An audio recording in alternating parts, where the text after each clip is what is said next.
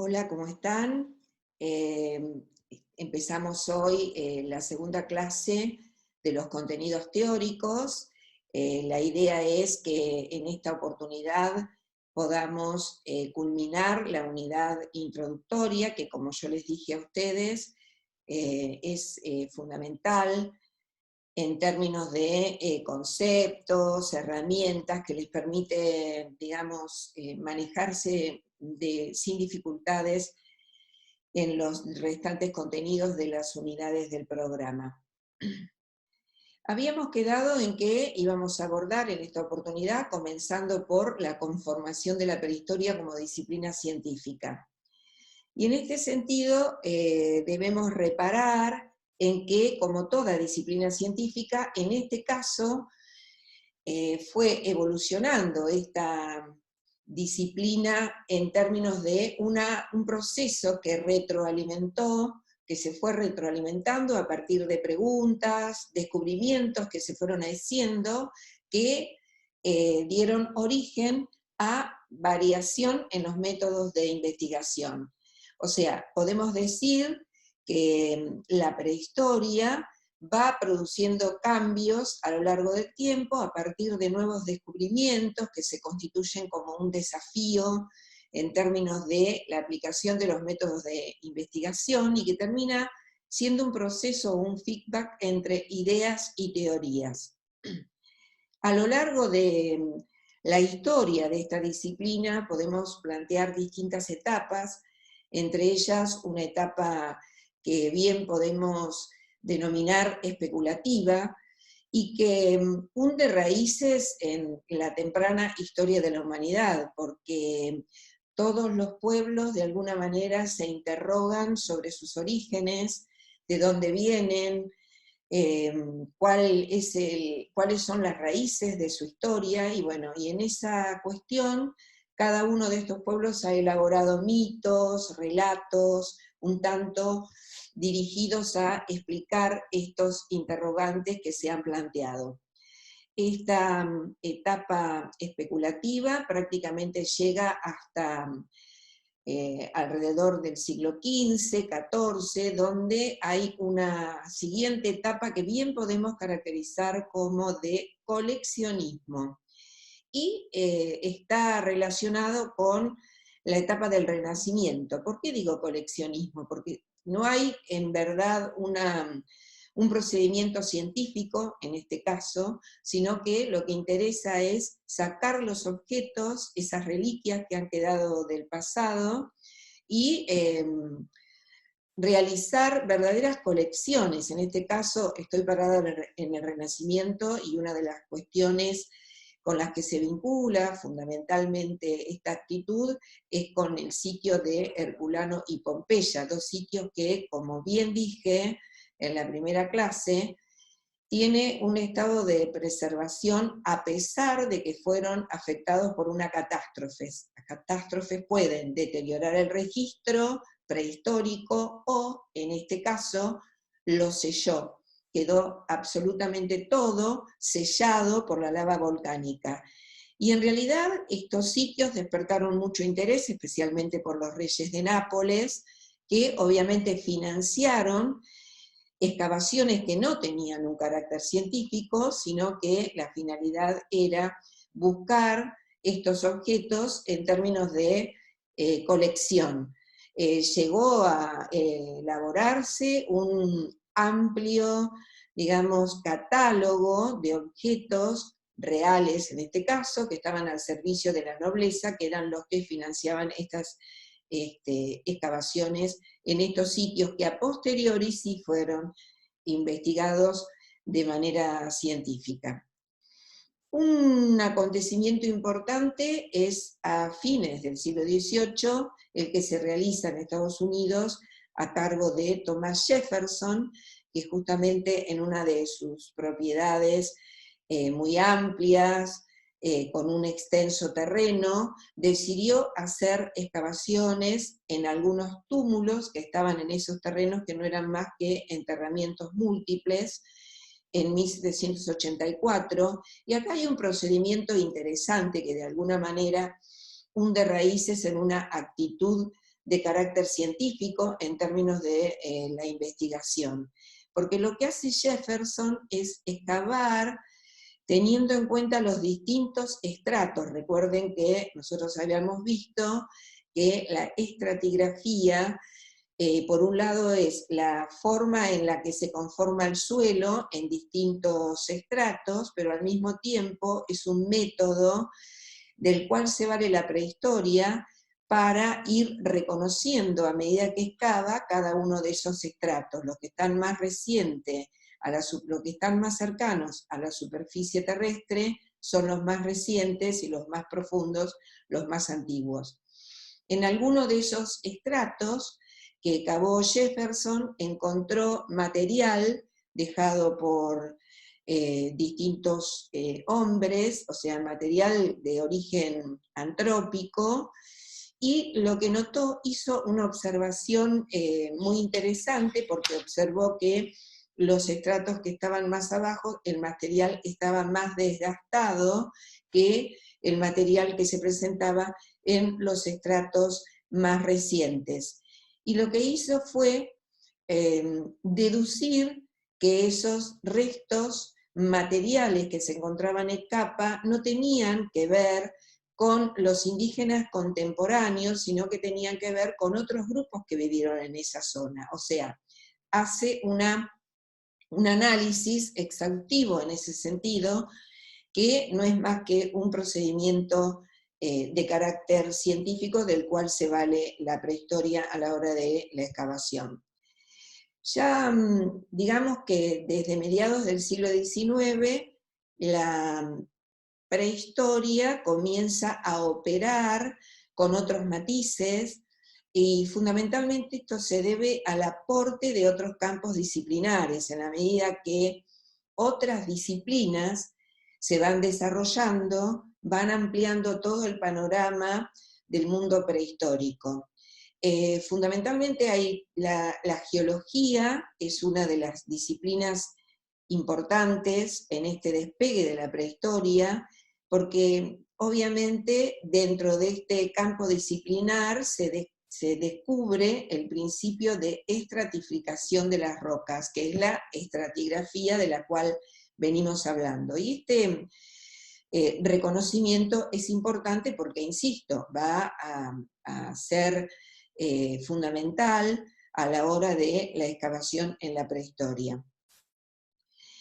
La teoría de la evolución de Darwin también, el darwinismo va a tener una impronta muy importante en el campo de la prehistoria, porque, como bien dijimos en la clase anterior, se derriba el deísmo, o sea, el creacionismo, esa creencia de que los seres vivos habían sido creados hacía poco tiempo, solamente por un ser supremo, y nada tenía que ver con otras cuestiones.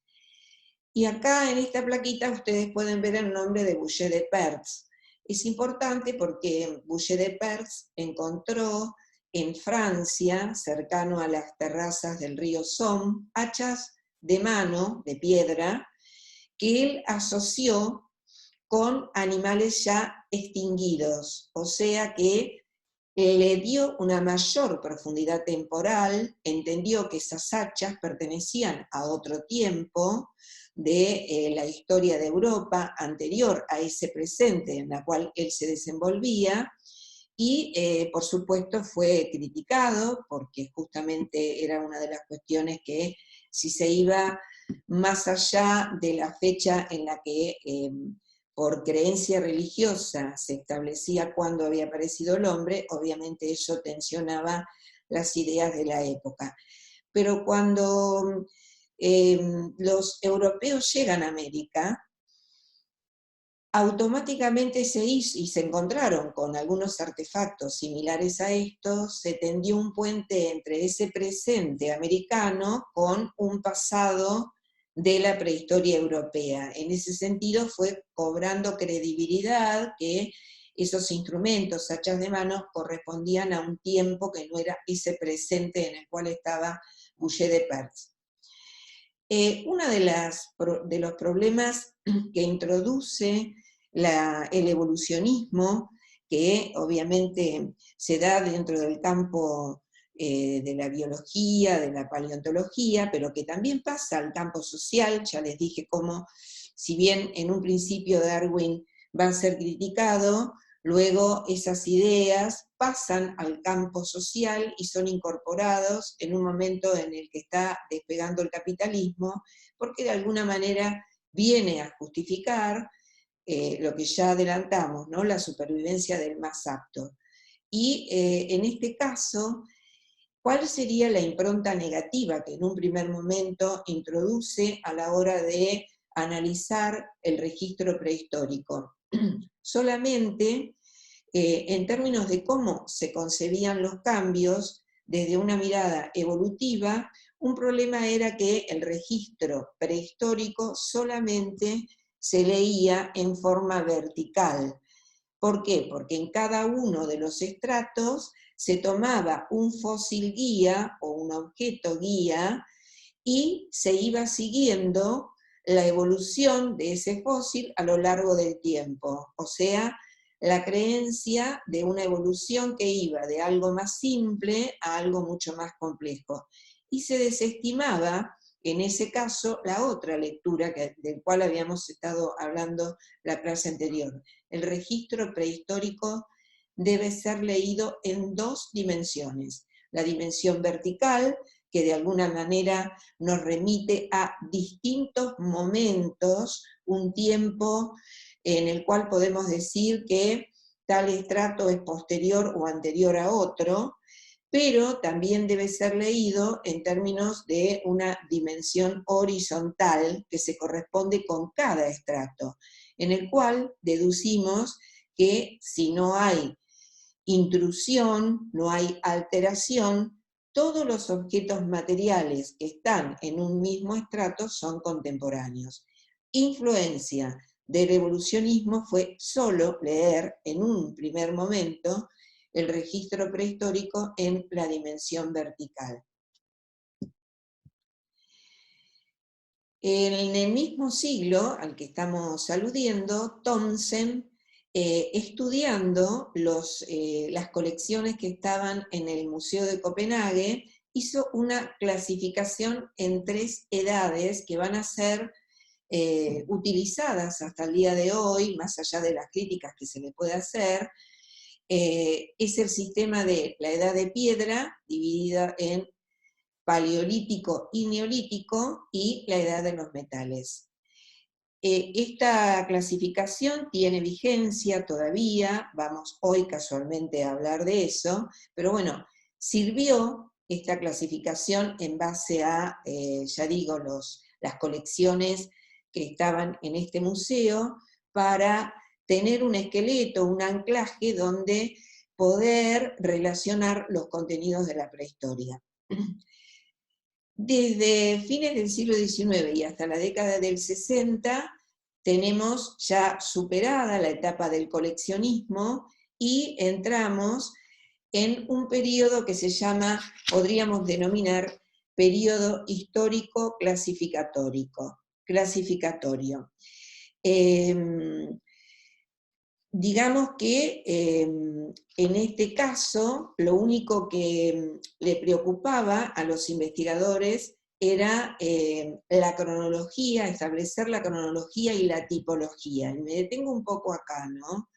¿Qué es la tipología? Sería como una especie, digamos, características de manera que se dan de manera sistemática y recurrente y que permiten describir un objeto. Por ejemplo, la cerámica, en términos de tipología, qué forma tiene, si está decorada, bueno, una serie de características, tipos, ¿no?, que caracterizan a los objetos.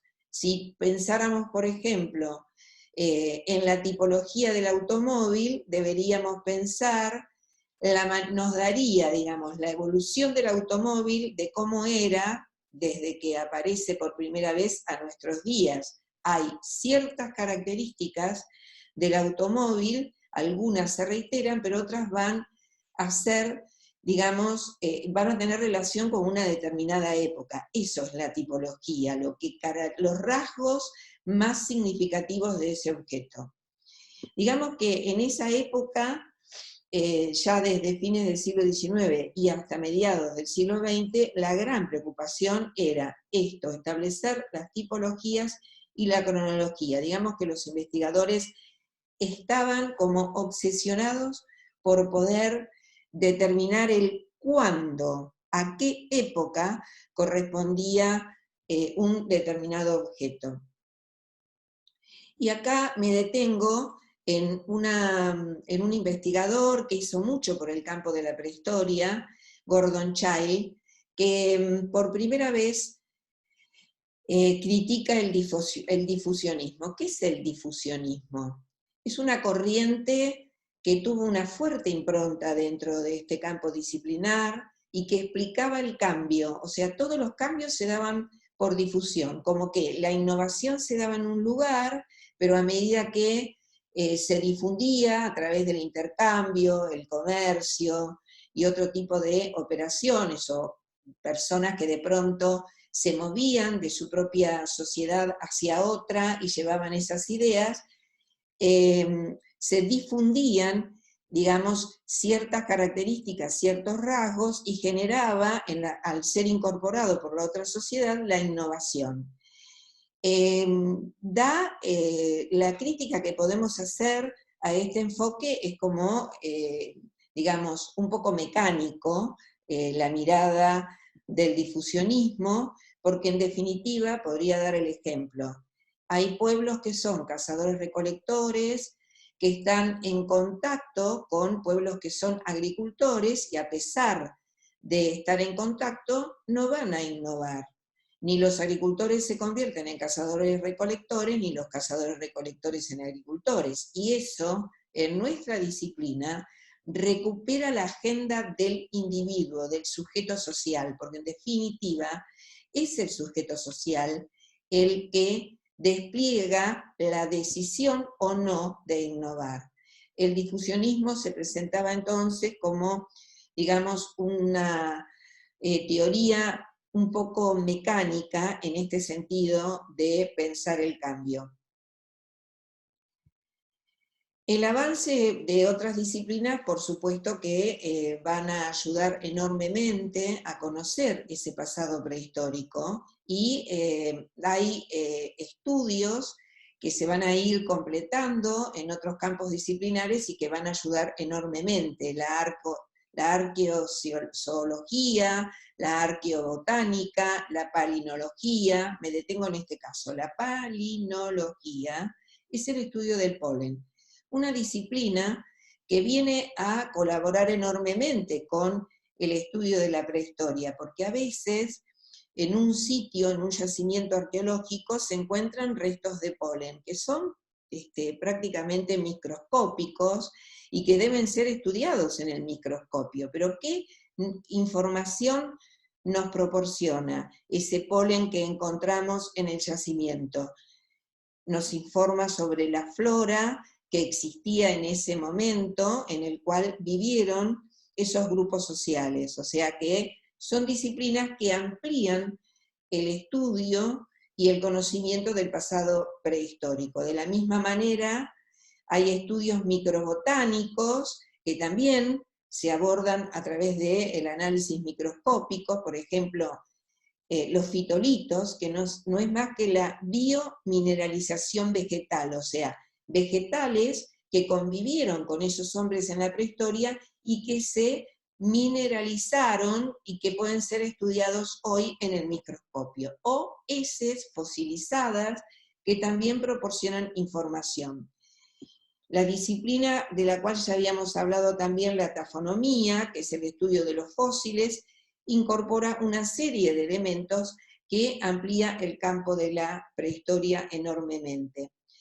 Digamos que antes de entrar en la nueva arqueología con Lewis Binford, podemos decir que hay un verdadero despegue en el campo de nuestra disciplina ya a mediados del siglo XX, cuando se descubren los métodos, nuevos métodos de datación. O sea que esa, digamos, etapa clasificatoria, donde el investigador estaba como acorralado por establecer una cronología, los investigadores quedan desligados de esa preocupación, porque uno de los mayores inventos va a ser el método de carbono 14, sobre el cual vamos a volver. Pero hay una serie, o sea, un verdadero despegue en nuestro campo disciplinar se va a operar a mediados del siglo XX. Ya vamos a ver por qué. La nueva arqueología proporciona nuevas miradas en el campo de la prehistoria. Acá va a haber un cambio interesante. Uno de sus máximos representantes es Binford, y fundamentalmente a partir de esta corriente es importante cómo se recupera el potencial del registro prehistórico. O sea, no desde, digamos, la tensión que genera en nuestro campo disciplinar la nueva arqueología es justamente forzar a esa interpretación del registro prehistórico, no clasificar, no describir, sino interpretar a partir de las evidencias materiales. Y fundamentalmente analizar cómo y por qué se dieron los cambios. En realidad, un pionero en esta línea también fue Gordon Childe, porque seguramente ustedes lo deben haber visto en otras disciplinas, en otros periodos de la historia. Gordon Childe acuñó un concepto que es el de revolución neolítica. Justamente cuando él pone en tensión y critica el difusionismo, por primera vez se pregunta por qué sucedieron las cosas, y eso lo lleva en el cercano oriente a plantear la revolución urbana y la revolución neolítica. O sea, en ese sentido ha sido un vanguardista para la época, en un momento en el que todavía no se contaba con el aporte de otros campos disciplinares con los que se cuenta hoy en nuestros días. Y acá hay algo importante vinculado con esta corriente que es la nueva arqueología, porque por primera vez plantea la necesidad de elaborar un proyecto de investigación planificado, en donde haya hipótesis y que las conclusiones deben ser explicitadas y todo el trabajo realizado explicitado de tal manera que permita que otros investigadores incluso puedan utilizar, digamos, los bienes materiales desenterrados. Recuerden ustedes que la investigación prehistórica, en la medida que excava, son como hojas de un libro que se van arrancando, y entonces, fundamentalmente, esta explicitación permite hacer recorridos a otros investigadores. Un poco, si lo llevamos comparando con lo que sería el periodo de la historia escrita, cuando nosotros citamos un documento en un texto científico, estamos permitiendo que otro investigador, no solamente es el respaldo de lo que nosotros estamos diciendo, sino que otro investigador puede volver sobre ese documento y hacer el análisis que corresponda. Para la nueva arqueología, la cultura es un sistema que se puede descomponer en subsistemas, ¿no? Y lo que plantea, y esto es interesante, ya en esa planificación de investigaciones por proyectos, poder hacer, realizar excavaciones y proyectos que tengan que ver con una escala mayor, ¿no es cierto?, con una escala regional y no en yacimientos aislados. Y una disciplina que se va a desarrollar de la mano de la nueva arqueología es la etnoarqueología. La etnoarqueología, en realidad, yo traigo el ejemplo de Malinowski, que dentro de lo que sería la antropología ya había desarrollado la teoría del observador participante, fundamentalmente en Papúa, en las Islas Trobriand. Él había permanecido entre los nativos para observar sus costumbres, ciertos rasgos, y ponerse desde la perspectiva de este observador participante. La etnoarqueología y desde lo que sería esta corriente que estamos describiendo, acá tenemos la imagen de Binford, el desarrollo de la etnoarqueología se hace justamente de la mano de este investigador que, entre otras cosas, vivió durante mucho tiempo entre los Nunamiut, en la zona de Alaska, y también observó ciertos hábitos, costumbres, la forma en la que los Nunamiut fabricaban sus herramientas, qué prácticas tenían, cómo se organizaban para cazar. Y si bien hay críticas a esta disciplina en términos de que una de las críticas es como que, bueno, esos rasgos y costumbres que se observan no se pueden llevar al pasado, interpretando como que han quedado congelados en el tiempo, pero sí Binford lo que defiende es que da algunas pautas como para poder interpretar el comportamiento de los grupos humanos en el pasado prehistórico y fundamentalmente poder interpretar el registro prehistórico. ¿Por qué? Porque podemos decir que pensemos que un grupo de cazadores-recolectores se desarrollan y se mueven en un determinado territorio, un territorio que tiene determinadas características simbólicas para estos grupos que tienen un conocimiento sobre ese territorio muy acabado y un tipo de relación con la naturaleza que difiere de la que tienen los grupos agricultores. Un poco, ¿por qué digo que desde esta mirada hay un cambio en la interpretación del registro? Porque fundamentalmente se puede llegar a discernir el uso de la territorialidad que tienen un solo grupo, de pronto, ¿no? Que se mueve sobre ese territorio con ciclos estacionales.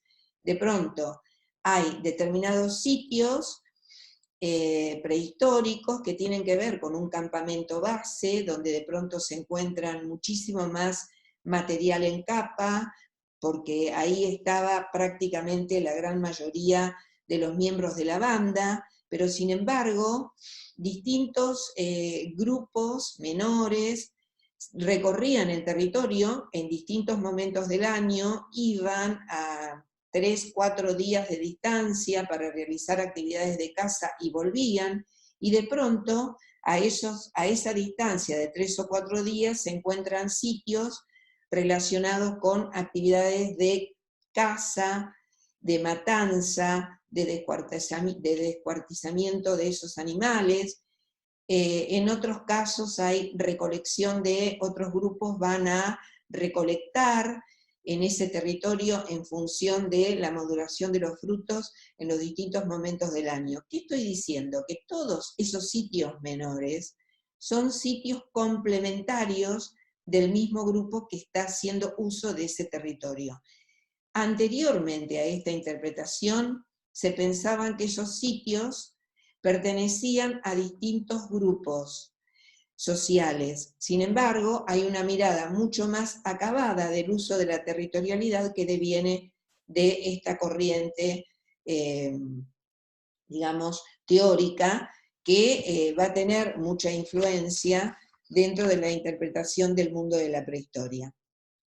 En términos de las perspectivas teóricas, a lo largo del tiempo, en nuestra disciplina podemos reconocer el evolucionismo cultural unilineal, digamos, cómo esto también pasa a entrever que las culturas y los pueblos van a ir pasando por distintos estadios: salvajismo, barbarie y civilización. Obviamente que el modelo de civilización es Europa, y es una impronta, el evolucionismo, que aún hasta nuestros días, en varias temáticas, cuando los abordemos, vamos a poner en tensión, porque subyace en la interpretación de varios autores que vamos a trabajar.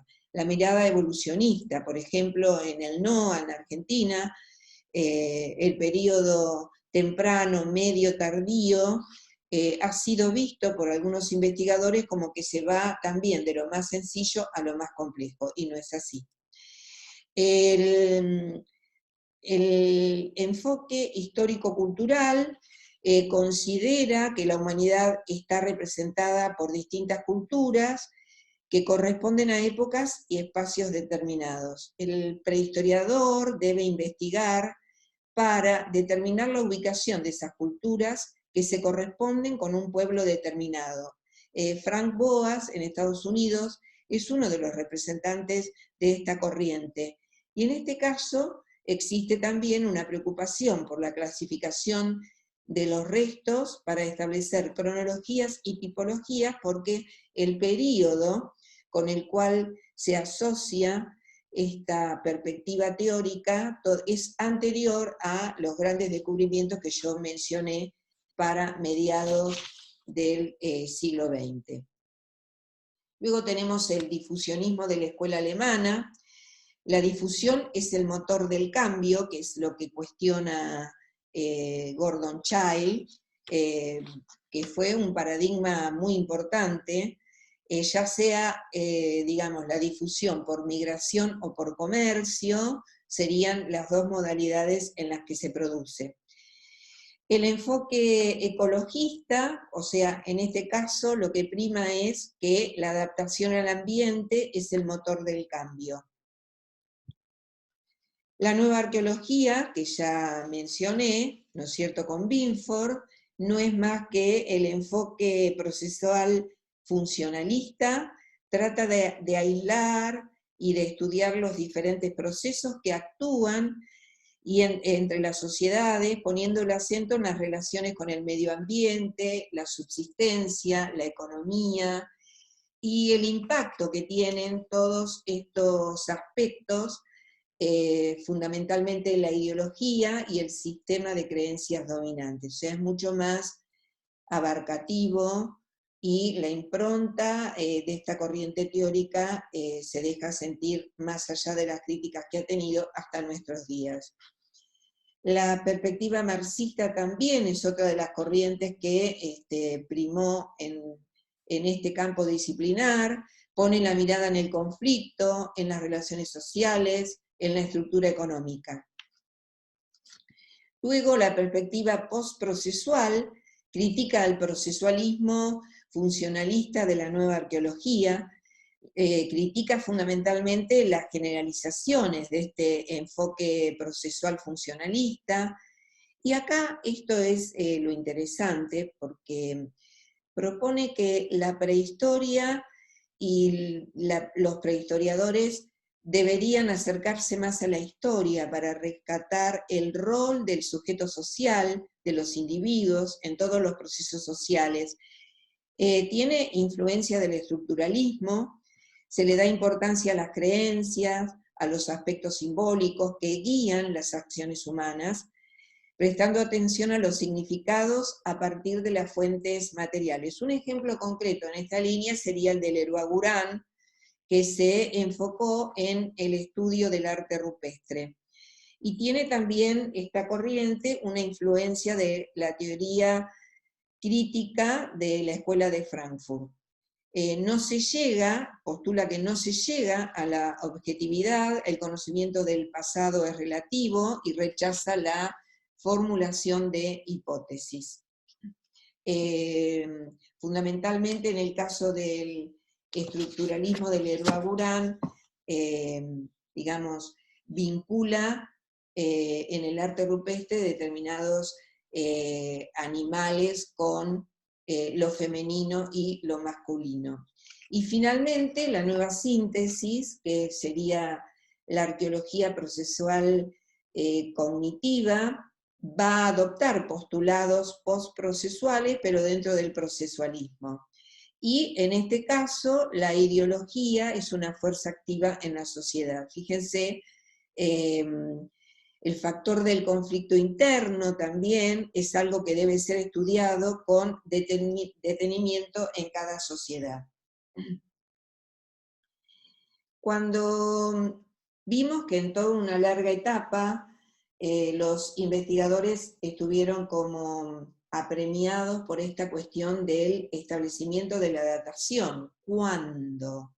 ¿Dónde ubico estos acontecimientos?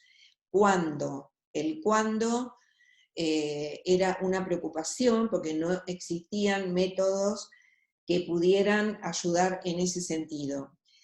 Podemos hacer una clasificación de los métodos de la prehistoria en dos: datación relativa y datación absoluta. Y paso a explicar en qué consiste cada una. La datación relativa es ubicar un suceso en términos de la relación que tiene con otros, o un objeto en términos de la relación que tiene con otros. En ese sentido podemos decir, ¿es contemporáneo, es anterior o es posterior? No estamos haciendo una categorización en términos de una cronología exacta, anterior, posterior o contemporáneo, ¿sí? Ahora vamos a ver los ejemplos. Mientras que la datación absoluta es ubicar un evento en términos de una cronología universal, o sea, establecer no con la certeza con la que podemos hacer dentro de la etapa de la historia escrita, porque los métodos de datación absoluta tienen algunos un margen de error, nos aproximan, nos dan una aproximación de cuándo sucedió ese evento, ¿no? Muy bien. Acá tenemos un ejemplo de cronología relativa que está asociado a la bioestratigrafía. O sea, hay dos componentes importantes en este método, que es el bioestratigráfico, relativo. Por un lado la estratigrafía y por el otro lado la evolución de este ratón, ¿no es cierto?, que se conoce su evolución, son roedores arbicólidos, que a lo largo de un proceso van a ir evolucionando, evolución que se conoce y que se corresponde con distintos estratos que conforman el sedimento del suelo. Entonces, si yo encuentro material dejado por el hombre asociado con una determinada etapa de evolución de este ratón, yo puedo hacer una correspondencia de una época, es anterior, posterior o contemporáneo de tal momento de evolución del ratón. No sé si me siguen. Casualmente, el yacimiento de la Gran Dolina en Atapuerca fue datado por este método relativo de bioestratigrafía. Un poco para aclarar, si es que no quedó del todo sistematizado lo que expliqué. En América, cuando se encuentran restos de carácter antrópico, o sea, realizados por el hombre, material realizado por el hombre, o restos del propio hombre, asociados con animales de clima frío, de una determinada época, que luego se extinguieron, ya nos está dando una pauta, no me está dando los años, pero sí me está dando una época. Es anterior al cambio climático en el cual el clima devino hacia las características actuales. No sé si ha sido complejo cómo lo expliqué. La asociación con fauna extinta nos da la pauta de una determinada época, ¿sí? Que no es la actual. En esta plaquita tenemos una secuencia estratigráfica, es una secuencia de distintas capas estratigráficas, que lo primero que se hace, fíjense que de todas estas capas que vemos, que son unas cuantas, desde abajo hacia arriba, solo en 2 de ellas se encuentra material que tiene que ver con actividad antrópica.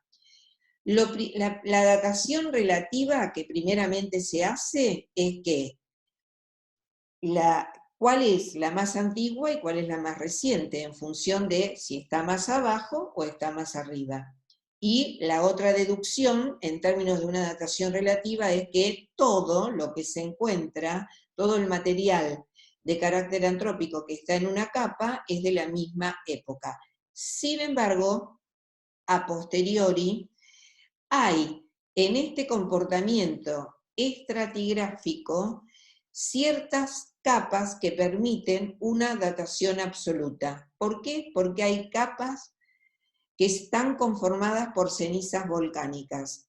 Y las cenizas volcánicas, las rocas y la estratigrafía compuesta por cenizas volcánicas, permite la aplicación de un método de cronología absoluta, que es el método de potasio-argón. Se mide el argón radiogénico y entonces eso actúa como relojes que permiten establecer una datación. El ejemplo concreto lo vimos en la clase anterior cuando hablábamos de las huellas de la Toli, una colada volcánica cuya lava todavía no se había solidificado, y en ese momento pasaron un grupo de homínidos, familia a la cual pertenece el hombre, que eran Australopithecus, y eso permitió no solamente determinar que ese grupo caminaba en forma bípeda, sino que gracias a la composición de ese sedimento, que era la ceniza volcánica, se estableció la cronología en un rango mayor a 3,5 millones de años. Acá tenemos 2 métodos de datación absoluta. Dendrocronología, que no es más que la composición anual que todos los árboles tienen de un anillo en la medida que van creciendo esos árboles. Obviamente que para la dendrocronología aplicada a la prehistoria tenemos que hablar de especies que son milenarias, ¿no? El pino amarillo, la secuoya, por ejemplo, permite el establecimiento de este método. Hay, obviamente, que se tiene que establecer un patrón regional donde se toman los anillos, digamos, que son indicadores de algún evento, de pronto una intensa sequía o una mayor cantidad de régimen pluvial hace que se constituyan anillos que son diferentes a los demás, y de esa manera se procede. ¿Por qué? Porque muchas veces este maderamen es usado en la construcción de viviendas por algunos pueblos que pertenecen al periodo de la prehistoria, estoy hablando de la prehistoria más reciente, y se ha podido establecer una cronología. La particularidad, además, que tienen estos anillos es que en el momento en el que se forman, representan como una foto, captan la cantidad de carbono 14 que hay en la atmósfera en ese momento. Por eso que estos anillos también sirven para calibrar las muestras de carbono 14. Paso a explicar por qué. Este método de carbono 14 es otro método descubierto a mediados del siglo XX y es un método de datación absoluta. Todos los organismos vivos estamos en equilibrio, poseemos en nuestro organismo la misma cantidad de carbono 14 que hay en la atmósfera en este momento, pero se sabe que a partir de la muerte del organismo va perdiendo la muestra orgánica el carbono 14 que tiene a un ritmo que es constante y conocido. A los 50.000 años ya prácticamente no quedan rastros de carbono 14 en esa muestra orgánica. O sea que lo que se puede determinar a partir de la medición del carbono 14 que tenga el resto orgánico es la fecha de la muerte de ese organismo. Obviamente que por el rango temporal que cubre este método, la prehistoria de América es la que entra muy bien en dentro de lo que sería el rango de medición, porque si vamos a hablar de África, donde aparece el hombre por primera vez hace 2,6 millones de años, este método no se adapta para otros lugares. A raíz de la polución industrial o de la bomba atómica, se han producido cambios en la composición del carbono 14 que hay en la atmósfera, y obviamente las muestras han podido ser calibradas a través del análisis de los anillos de los árboles, que sí tienen el registro de qué cantidad había en un determinado momento. Este otro método, que parece de ciencia ficción, es el paleomagnetismo. Lo que ustedes ven ahí, lo que está en negro, corresponde a la polaridad normal. ¿Qué quiere decir? El polo magnético de la Tierra no siempre coincidió con el polo norte geográfico. En la actualidad sí está coincidiendo, pero no siempre fue así. A nosotros nos interesan las dos últimas reversiones del polo magnético, que se llama Matuyama-Bruns. Matuyama corresponde a un periodo de polaridad donde el polo magnético terrestre estaba en el sur, y a pesar de que hay dos episodios en donde revirtió de nuevo hacia el norte y luego volvió hacia el sur, esto permite establecer una cronología absoluta, primero relativa, en tanto y en cuanto lo que se encuentra está relacionado con esa capa, pero a partir de la datación de los cambios de polaridad se puede trasladar a la muestra. Ustedes me dirán, ¿por qué? Porque las rocas, a la hora de formarse, los minerales de hierro que conforman esas rocas se van a alinear en función de dónde está el polo magnético en ese momento. Doy un ejemplo: Atapuerca, el Homo antecesor, fue encontrado inmediatamente por debajo de la capa de reversión de Matuyama a Bruns, que está datado en 800.000 años. Entonces, como está asociado con esa capa, directamente se dató el Homo antecesor, entre otros métodos, por el de paleomagnetismo. Un poco para que vean, les traje este videíto. ¿Qué sucederá ese día? ¿Hayas escuchado o leído alguna noticia sobre que los polos magnéticos de la Tierra han empezado a invertirse? Suena catastrofista, incluso apocalíptico. ¿Qué sucederá ese día? ¿Es grave que se inviertan los polos magnéticos de la Tierra? ¿En qué puede afectar eso a los seres que habitamos la Tierra? ¿Podría este evento causar extinciones masivas? ¿Puede un cambio de polos traer consigo una nueva era del hielo? Esto no se trata de ciencia ficción, se trata de un fenómeno natural originado por los movimientos de metales líquidos en el centro del planeta, aunque desde luego no pasa de un día para otro ni ocurre de forma periódica ni estable. Pero sucede.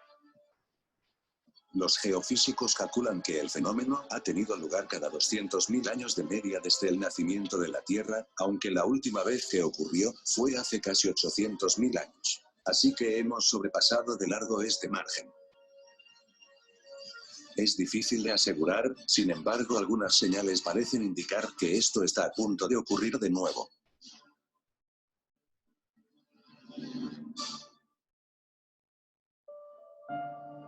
Cuando hablamos de geofísica, a punto es relativo, ya que no es un proceso instantáneo, sino un proceso gradual, que cuando empieza tarda entre 1000 y 10.000 años en completarse. Eso se creía hasta ahora, porque científicos de la Universidad de California en Berkeley han estimado que la última inversión de la polaridad de la Tierra empezó a producirse hace menos de un siglo, y está avanzando de forma anormal. Imaginen que un día al despertarse hubiesen perdido el norte, y no en sentido figurado.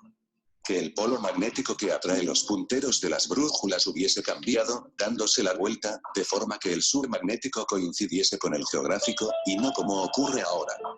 Imaginen que la polaridad de la Tierra estuviese de pronto de revés. El campo magnético terrestre es fundamental para la vida en el planeta, ya que desvía el peligroso bombardeo de partículas cargadas y radiación procedente del Sol y del espacio profundo. Pero varias misiones científicas desde 1980 han demostrado que este escudo se está debilitando, lo que podría ser un indicio de que los polos magnéticos han comenzado el proceso de inversión. Algo que ha ocurrido en múltiples ocasiones a lo largo de la historia de la Tierra.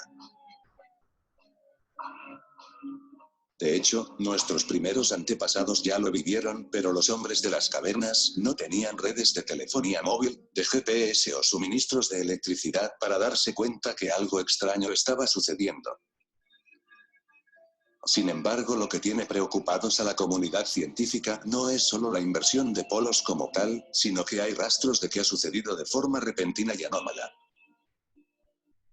La primera evidencia de una inversión en los polos magnéticos de forma repentina se produjo en 1995, cuando unos antiguos flujos de lava bien conservados fueron encontrados en las montañas Staines de Oregón, en Estados Unidos. La investigación sobre las rocas, realizada por un equipo de geólogos, reveló que en la lava había un patrón magnético inusual que sugería que el campo magnético había cambiado 10.000 veces más rápido de lo normal, a una velocidad de 6 grados por día. Estos patrones se conservaron dentro de los cristales magnéticos de la lava, formados cuando ésta se enfrió, como la diminuta aguja de una brújula congelada en el tiempo. Este hallazgo provocó una gran polémica, y muchos científicos cuestionaron la hipótesis por resultar demasiado extravagante. Pero ha ocurrido una segunda vez. En Battle Mountain, Nevada, han encontrado evidencias de un rápido segundo tirón, fechado de hace 15 millones de años.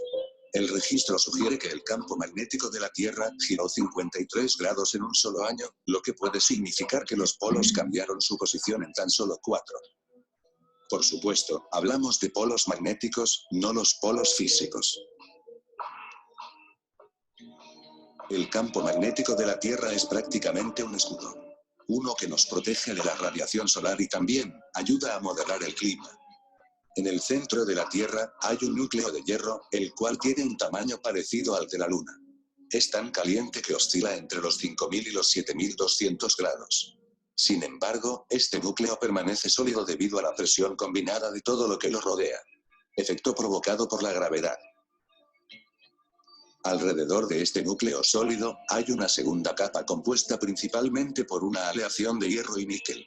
Su temperatura puede alcanzar hasta los 5.000 grados, pero está bajo menos presión, lo que hace que este núcleo exterior sea líquido.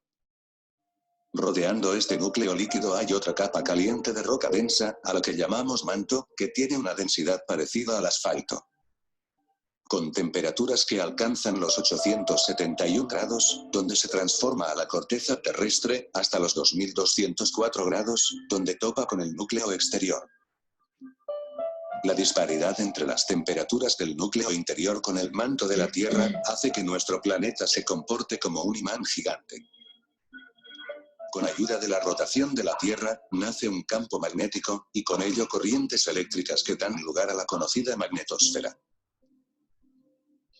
Dada la fluidez y versatilidad de este sistema, se entiende que el campo magnético no es constante, sino que cambia en fuerza, orientación y polaridad. Lo cierto es que, lo notemos o no, el campo magnético de la Tierra, que nos protege de gran parte de la radiación que nos llega del espacio, sobre todo del Sol, se mueve continuamente. Desde que en 1861 se ubicó por primera vez el polo norte magnético, este se ha movido más de 1.000 kilómetros, y el movimiento se ha acelerado en los últimos años de 10 a 40 millas al año.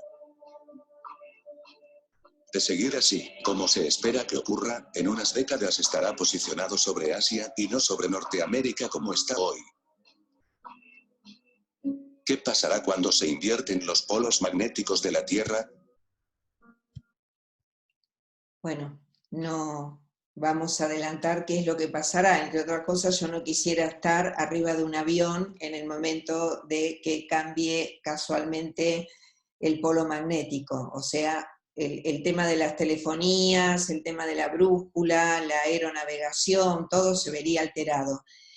Esto, para que ustedes tengan presente que la reversión se dio varias veces del polo magnético. A nosotros nos interesan las dos últimas, y que esa reversión de que estaba ubicado el polo magnético en el hemisferio sur y se trasladó al hemisferio norte, está datado en hace 800.000 años. Vamos a hablar de la división de la prehistoria.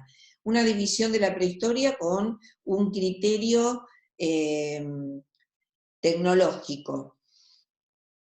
Una división que podemos mencionar: paleolítico o edad de la piedra antigua, mesolítico, que sería una etapa intermedia entre el paleolítico y el neolítico, y por último el neolítico. Los dibujos están aclarando de que el paleolítico se corresponde con una etapa de caza y de recolección, mientras que el neolítico ya tenemos la agricultura plena. El mesolítico es una etapa que en algunos lugares, digamos, hunde raíces en este proceso que vamos a ver como neolítico.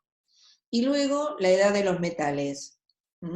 El bronce, el cobre, el bronce y el hierro, que ya está en los inicios de, algunos de estos están ya en los inicios de la historia escrita y no forman parte de la prehistoria.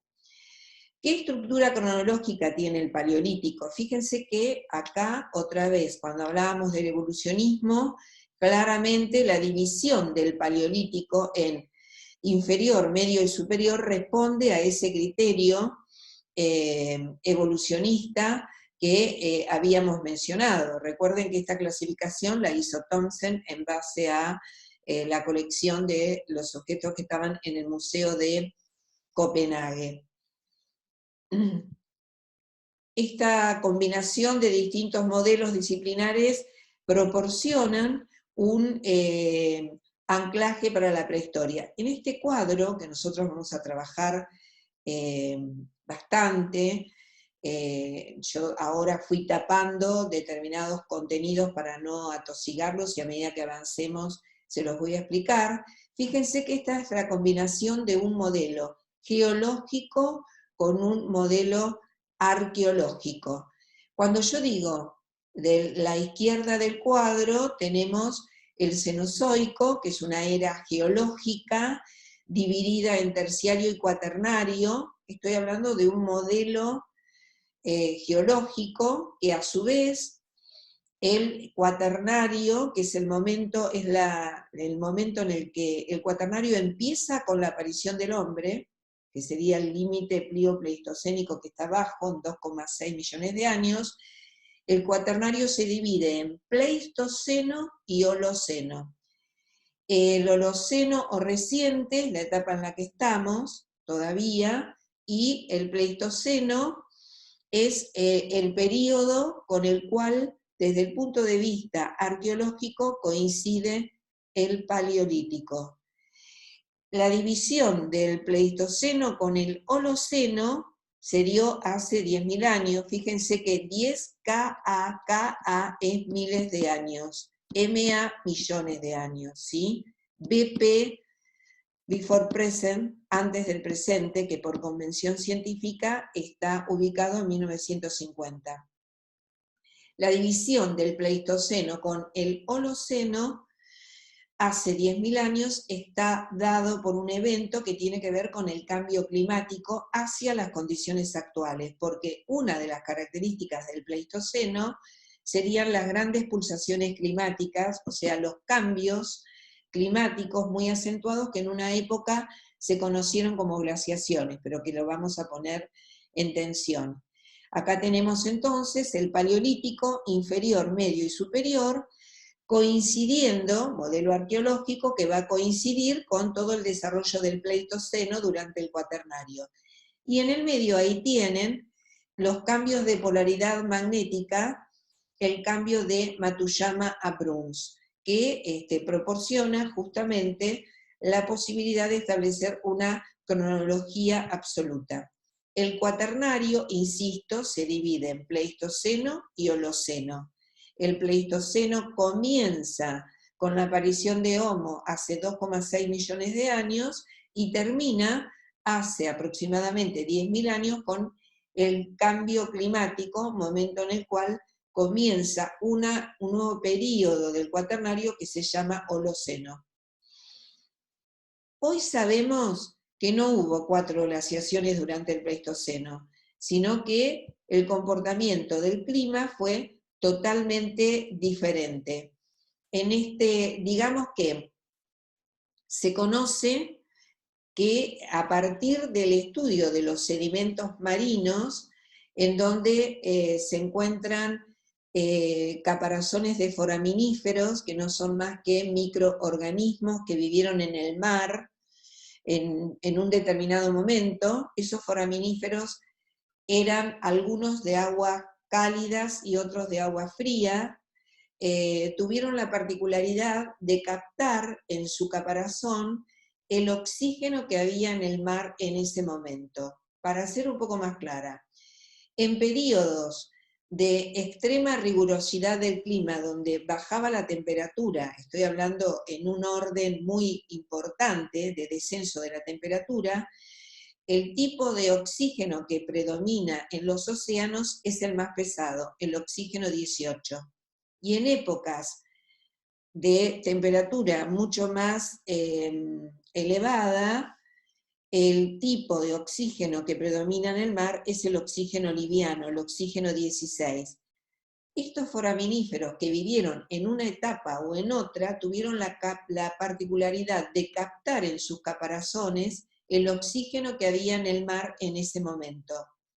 Entonces, cuando se toman muestras de sedimentos de los fondos marinos, en base al análisis de esas caparazones de los foraminíferos y a la cantidad de carbono 14, de oxígeno que tienen, ya sea 14 o 16, se ha podido establecer para todo el Pleistoceno distintos 19 episodios isotópicos de oxígeno, que los que están marcados con números impares corresponden a clima cálido y con números pares a climas fríos. Fíjense que en esta columna, en este dibujo, donde está la flechita, digamos que lo que nos da es como un comportamiento similar a lo que sería el dibujo de los dientes de un serrucho, en donde tenemos avance del clima frío y retroceso. No fueron 4 glaciaciones que hubo en el Pleistoceno como tradicionalmente se pensaba. O sea que gracias a el aporte de otros campos disciplinares, hoy podemos saber cómo se comportó el paleoclima durante esta larga etapa que está comprendida el Pleistoceno entre 2,6 millones de años y 10.000 años. Acá tienen una imagen de estos microorganismos que son los foraminíferos que vivieron en el mar y que en su caparazón captaron el oxígeno. Les vamos a dejar un link para que vean un videíto relacionado con estos microorganismos que hoy muchísimo tienen que ver con los depósitos de petróleo en las plataformas marinas. ¿Qué tecnocomplejos desarrolló el hombre a lo largo del Paleolítico? Acá descubrí, o sea, esto lo teníamos antes tapado, en el Paleolítico inferior tengo tecnocomplejo modo 1 y modo 2, en el Paleolítico medio tengo el modo 3 y en el Paleolítico superior modo 4. Paso a explicar de qué estoy hablando. El tecnocomplejo modo 1 del Paleolítico inferior se conoce como oldubayense. Digamos, son las herramientas más antiguas que se han encontrado. Oldubayense toma el nombre de Olduvai, un sitio del este de África, y fíjense que ahí tienen la imagen de cómo estas herramientas eran utilizadas, entre otras cosas, aparentemente porque digamos que la tecnología es una manera de hacer las cosas, y porque sea simple esa tecnología, no por eso era eficiente. O sea, tenemos que desestimar la mirada evolucionista sobre la tecnología en la prehistoria. O sea, son sujetos sociales, están usando esta tecnología y son ellos los que van a decidir si se va a innovar o no en un determinado momento. En este caso se trata de núcleos que han sido tallados para obtener filo y poder ser utilizados en distintas tareas que se considerara. El tecnocomplejo modo 2, que también tiene que ver con el Paleolítico inferior, son las famosas hachas de manos, las bifaces, que están talladas de las dos caras y que obviamente para poder fabricar, ya hay una fabricación un poco más complicada para llegar a este tipo de herramientas, corresponde también al Paleolítico superior. Al Paleolítico inferior, lo que estoy diciendo con fines didácticos, Paleolítico inferior o tecnocomplejo modo 1, tecnocomplejo modo 2, no es que se corta. Nosotros vamos a ver que si bien en el Paleolítico medio hay otro tipo de tecnología, las hachas de mano, esta tecnología es la que más perdura en el tiempo. Si bien la encontramos en el Paleolítico inferior, también en el Paleolítico medio. Es una de las herramientas más usada a lo largo del tiempo. Acá les presento de qué manera se elabora un bifaz achelense. Achelense proviene del sitio donde fueron encontradas estas hachas, Saint-Achel, en Francia.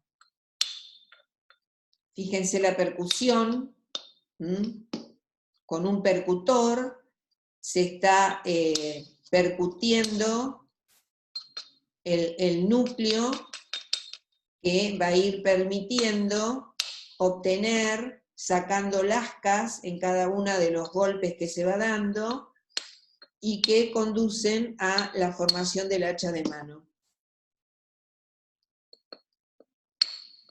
Fíjense la precisión, de qué manera se le va dando el filo en cada uno de esos golpes.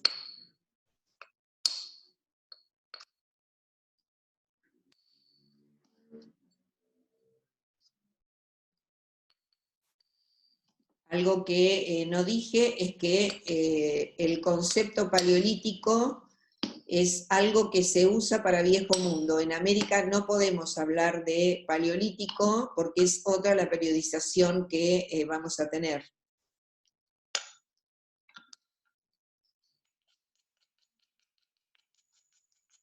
Ahí hay un raspado para poder tener un mayor filo. Fíjense que en un determinado momento, ahí el percutor ya no es material lítico, sino que es un hueso que obviamente al golpear obtiene otro tipo de resultados en términos de las lascas que va sacando. Fíjense el desecho de esas lascas que sale de ese núcleo orientado a la confección de el hacha de mano.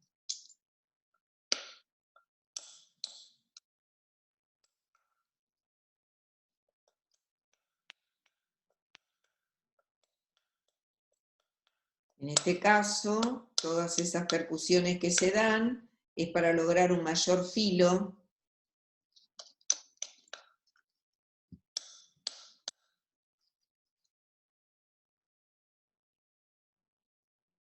Bien. Tecnocomplejo modo 2, que corresponde al Paleolítico Medio, raederas, raspadores, hachas de mano, que son las achelenses del modo 2, pero que tienen la particularidad de ser más pequeñas, en este caso, en el periodo del Paleolítico Medio. Y lo característico es un método que es la técnica o método Levallois, que es un procedimiento muy complejo de lascado, en el cual se prepara lentamente el núcleo, sacándole una serie de lascas para obtener la herramienta que se necesita. Y el tecnocomplejo modo 4, ya del Paleolítico Superior, hay una proliferación de formas y fundamentalmente de soportes. No solamente se utiliza materia lítica, sino huesos, astas para la confección de herramientas. El modo 4,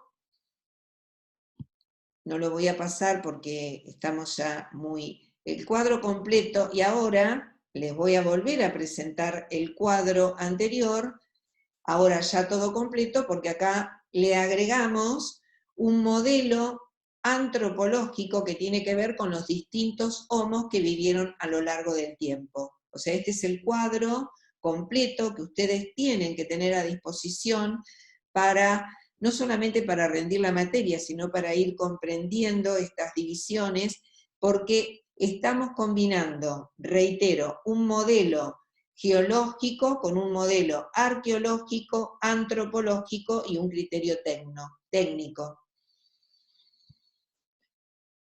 Bueno, algunas disciplinas concurrentes a la prehistoria, a la endohistoria, quiero resaltarla como una disciplina que, si bien es un concepto que ha sido criticado y cuestionado, es una disciplina que tiene plena vigencia. Hay publicaciones hasta el día de hoy de la Sociedad Americana de la Endohistoria, incluso de la endohistoria, hay congresos de endohistoria.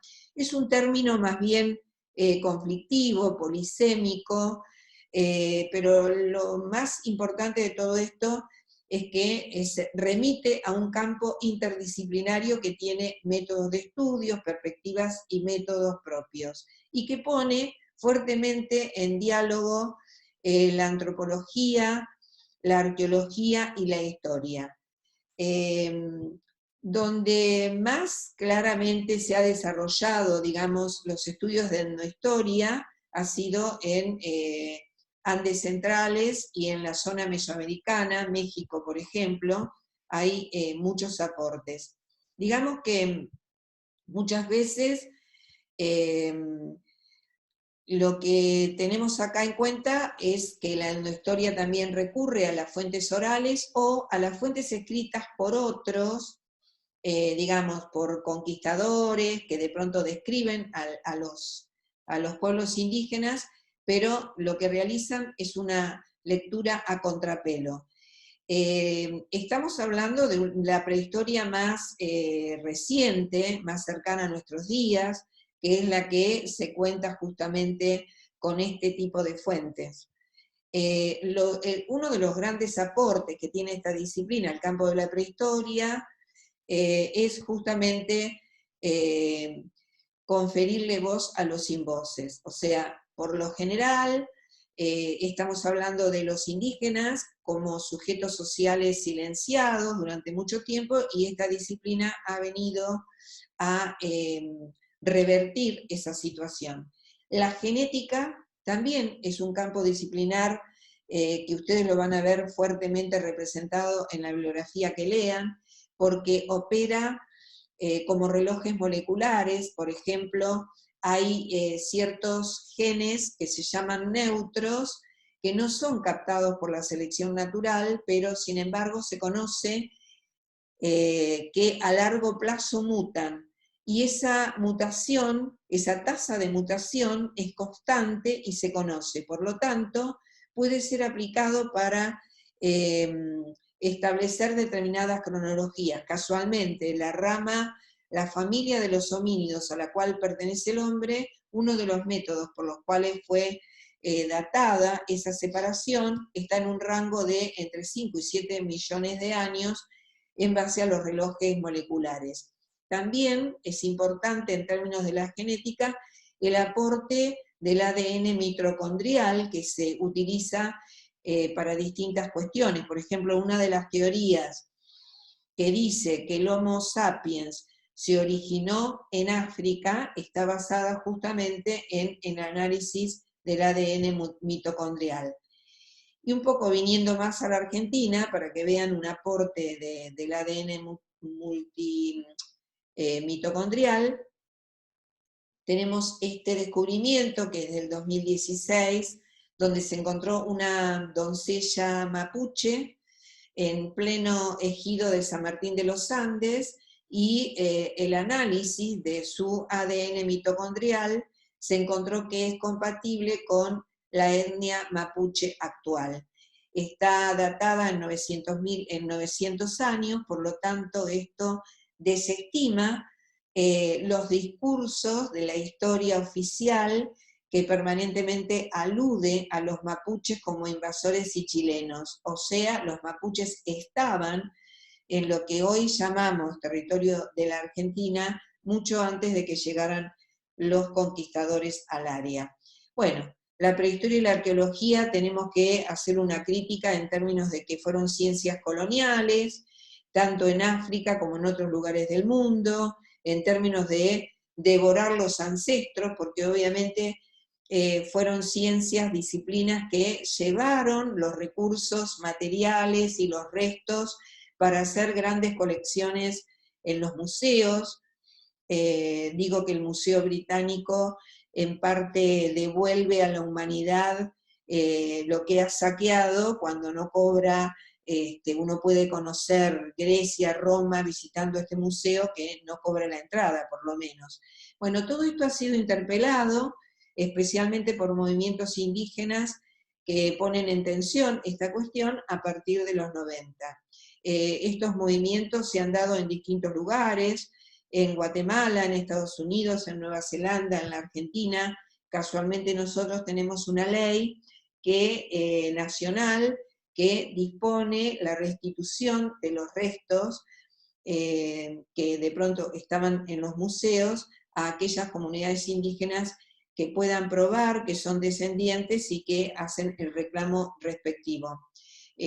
Casualmente el Museo de la Plata ha operado en esta línea, gran parte de sus colecciones provienen de un saqueo que se ha hecho, que se ha naturalizado. En esa época nadie se cuestionaba. Ceballos es uno de los coleccionistas que además escribe en su libro documentando todo lo que se llevó de la Patagonia sin ningún tipo, lo dejó para la posteridad, sin ningún tipo de problema.